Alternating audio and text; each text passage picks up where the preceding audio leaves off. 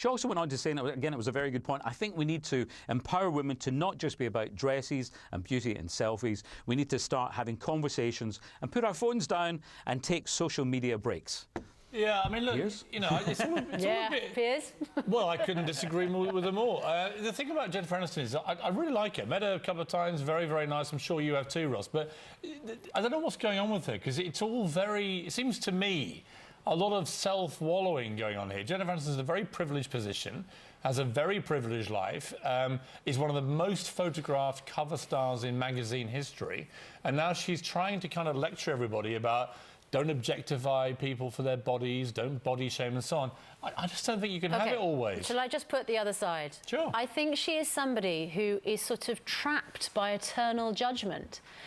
I think she feels exhausted by the fact that she is held to a standard, you know, the way she looks and the way she acts and how she's supposed to... hundreds of covers. Hang on, can I just carry on speaking? You have a choice, don't you? No one's forcing her to do naked magazine shoots, and yet she does them all the time. Absolutely no one's forcing her to do it. If you put your body out there to do that, in my view, you're making your body a commodity, and everyone can have a slice of the pie, aren't you? Ross?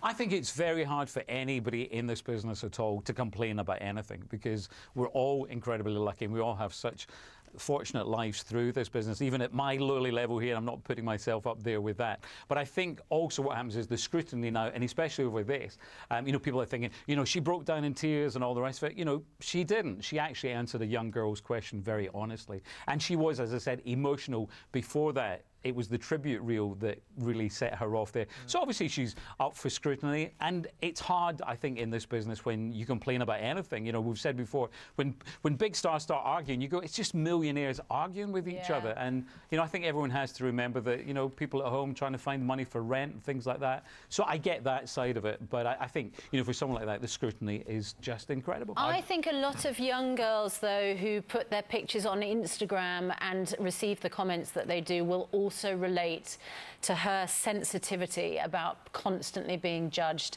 and criticised. I get your point about if you don't want it, don't do it, but that is the life that she's carved out for herself, and she's not as thick-skinned as many of us aren't, as you are, Piers Morgan. Then don't do it. Well, it's like it's not as easy as that. Nobody has to post a picture on Instagram. Nobody has to join Twitter. Nobody has to be on Facebook. And nobody in Hollywood is actually legally compelled to do a naked magazine cover. However, if you do that, I don't think you can then go, oh, woe is me, they're all taking pictures of my body. But I've just put naked on a magazine cover for the 5,000th time.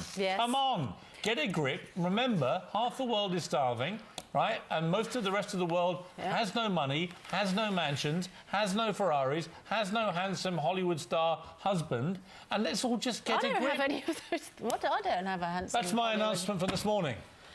Get a grip.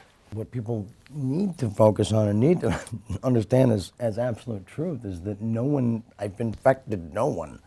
You know, there's no one coming at me saying, well, now, you know, no, it's not, this has not happened. Regardless of what they say, I